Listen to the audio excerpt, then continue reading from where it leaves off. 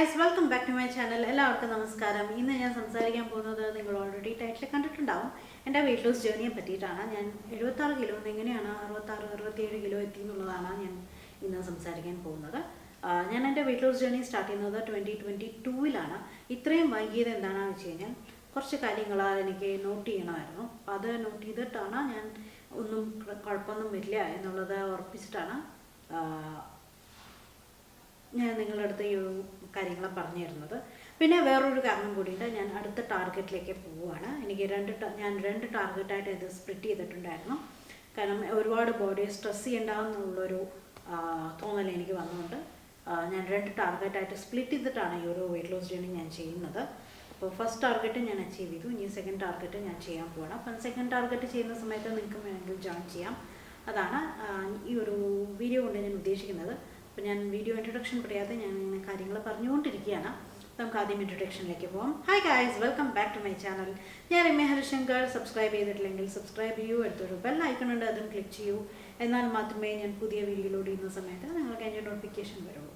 നമുക്ക് ഇന്നത്തെ വീഡിയോയിലോട്ട് പോകാം.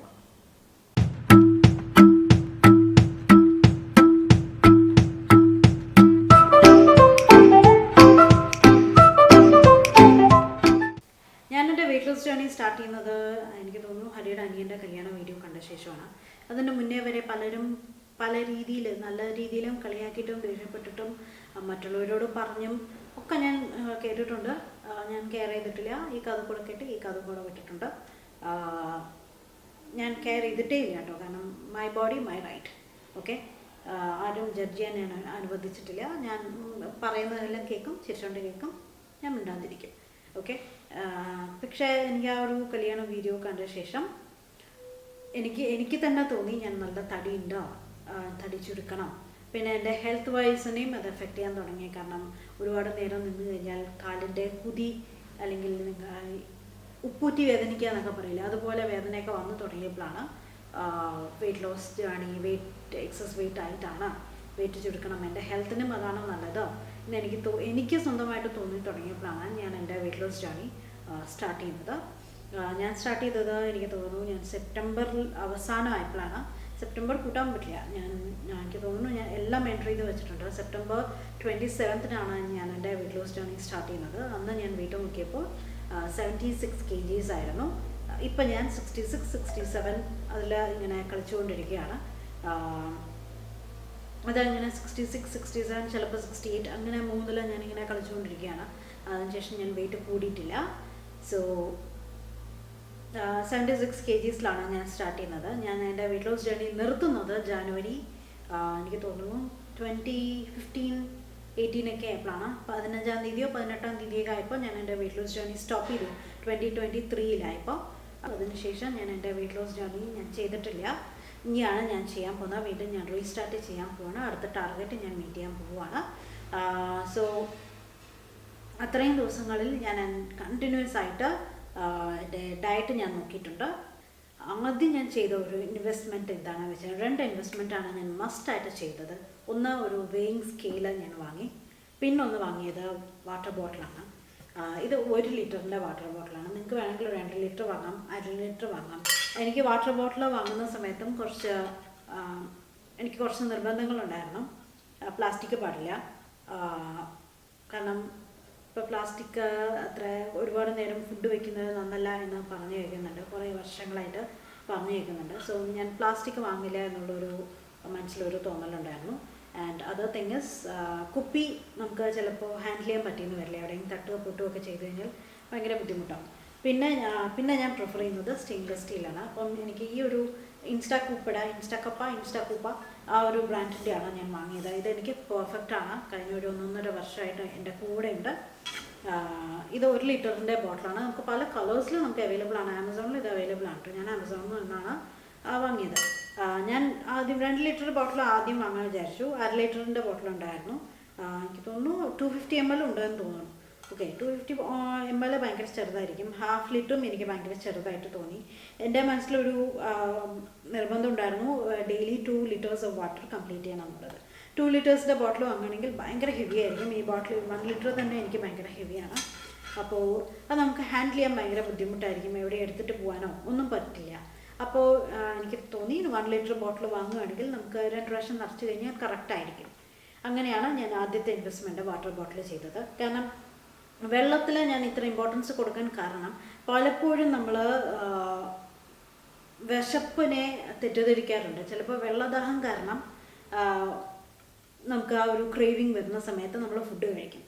ആക്ച്വലി ചിലപ്പോൾ കുറച്ച് വെള്ളം കുടിച്ച് കഴിഞ്ഞാൽ മാറാവുന്ന വിശപ്പേ ഉണ്ടാവുള്ളൂ. അപ്പോൾ അത് നമ്മൾ പലപ്പോഴും നമുക്കത് മനസ്സിലാവാതിരിക്കുന്ന സമയങ്ങളുണ്ട്. അപ്പോൾ അത് മാറ്റാൻ വേണ്ടിയിട്ട് ഈ വെള്ളം കൂടി വളരെ വളരെ വളരെ നിർബന്ധമാണ്. നമുക്ക് വയറ് എപ്പോഴും ഫുള്ളായ മാതിരിയുള്ളൊരു ഫീലിംഗ് ആയിരിക്കും. പിന്നെ എന്തായാലും ബാത്റൂം പോകും, കാരണം ഇത്രയും വെള്ളം കുടിക്കുന്നതുകൊണ്ട്. ഞാൻ വെള്ളം കുടിക്കുന്നതും വളരെ കുറവാണ്, അതുകൊണ്ട് എന്തായാലും ബാത്റൂമിൽ പോകും.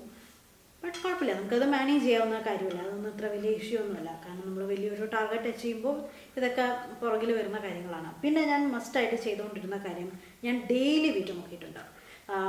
അടുത്ത ഇൻവെസ്റ്റ്മെൻറ്റ് വെയിങ് സ്കെയിലായിരുന്നു. വെയിങ് സ്കെയിൽ ഞാൻ വാങ്ങി. ഞാൻ വെയിങ് സ്കെയിൽ ഫസ്റ്റ് വന്നപ്പോൾ വെയിറ്റ് ചെക്ക് ചെയ്തപ്പോഴാണ് 76 kgs എന്ന് ഞാൻ കണ്ടത്. എൻ്റെ ഹൈറ്റിൽ ഞാൻ 5'3" ആണെന്ന് തോന്നുന്നു. എൻ്റെ ഹൈറ്റ് ഭയങ്കര കൂടുതലാണ്.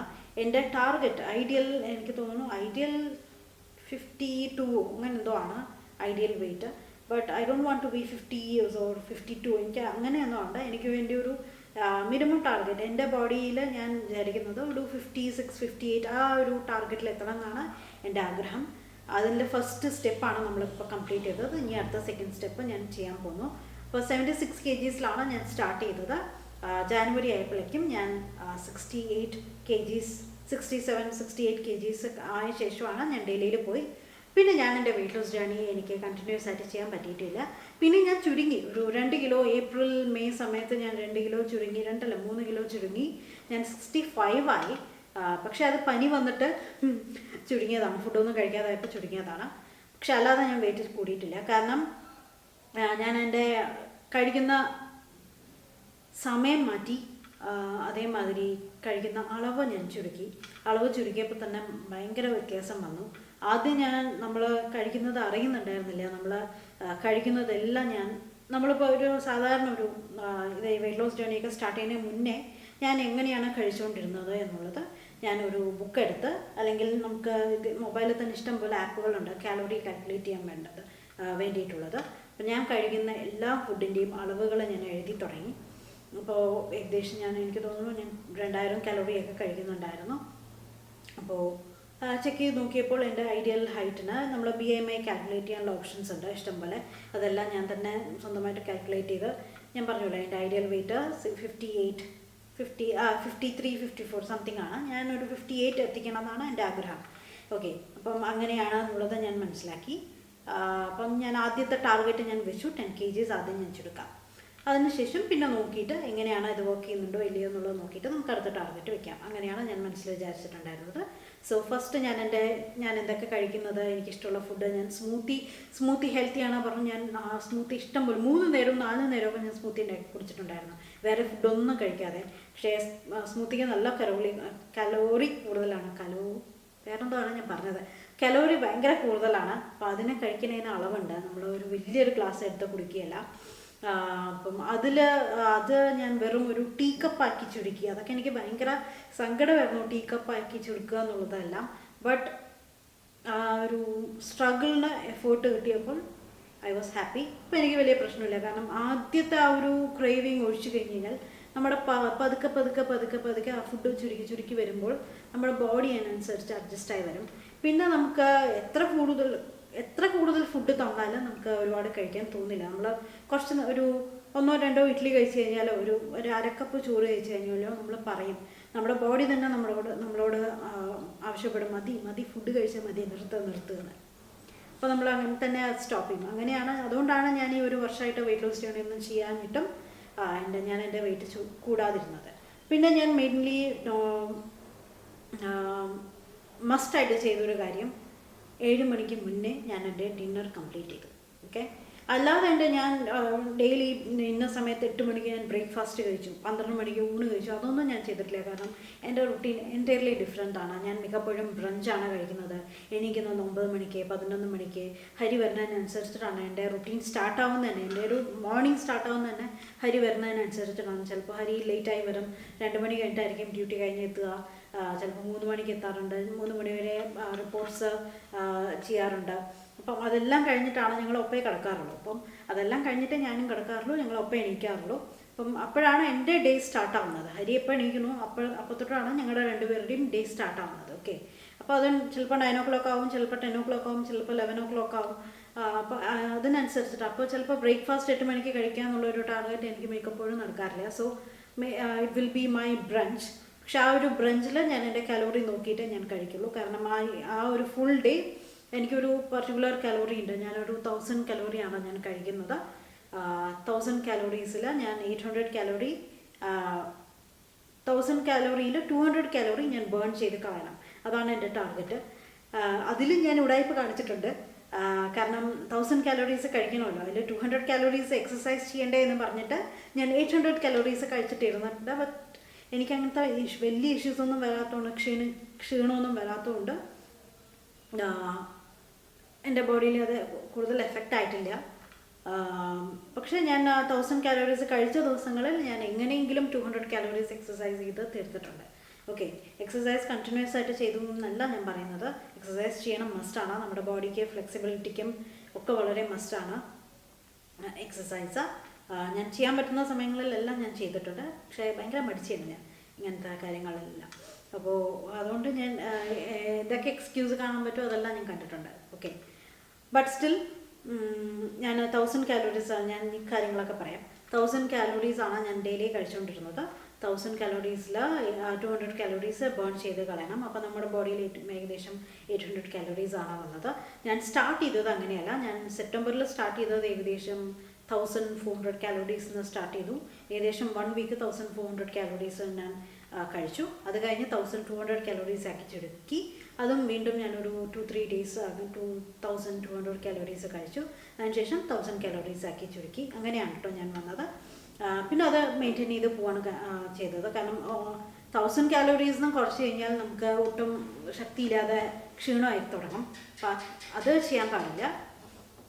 ഞാൻ എൻ്റെ ബോഡിക്ക് ആവശ്യമുള്ള കാര്യങ്ങളാണ്. ഓരോ ബോഡിക്കും ഓരോ രീതിയിലായിരിക്കും കലോറിയൊക്കെ പറയുന്നത്. സോ അതിനനുസരിച്ച് നിങ്ങൾ കഴിക്കുക. ഇതൊക്കെയാണ് എനിക്ക് വർക്ക് ചെയ്തത്. മെയിൻലി ഈ കലോറിയെക്കാട്ടിലും ഇമ്പോർട്ടൻ്റ് ആയിട്ടുള്ളൊരു കലോറി നോക്കുന്ന സമയത്ത് ക്വാണ്ടിറ്റിയാണ്. അപ്പോൾ അതായത് നമ്മൾ 4 ഇഡ്ഡലി കഴിക്കുന്ന സ്ഥലത്ത് ഞാൻ നേരത്തെ 4 ഇഡ്ഡലി കഴിച്ചുകൊണ്ടിരുന്നവിടെ ഞാൻ 1.5 ഇഡ്ഡലി, 1 ഇഡ്ഡലി, 2 ഇഡ്ഡലി ഒക്കെ ഞാൻ ചെയ്യാൻ തുടങ്ങി. പിന്നെ നമ്മുടെ തേങ്ങാ ചട്നിയൊക്കെ ഞാൻ ചിലപ്പോൾ ഇഡ്ഡലിയിൽ കുഴച്ച് കഴിക്കുന്ന ഒരാളായിരുന്നു ഞാൻ. പക്ഷേ കോക്കനട്ടിനൊക്കെ ഭയങ്കര കലോറി കൂടുതലാണ്. സോ ഫൈബർ കണ്ടൻറ്റ് കൂടുതലാണ്, കലോറി കൂടുതലാണ്. അപ്പം അതൊക്കെ ആകെ 1-2 ടേബിൾ സ്പൂൺ കഴിക്കാനുള്ള അളവേ കഴിക്കാൻ പാടുള്ളൂ.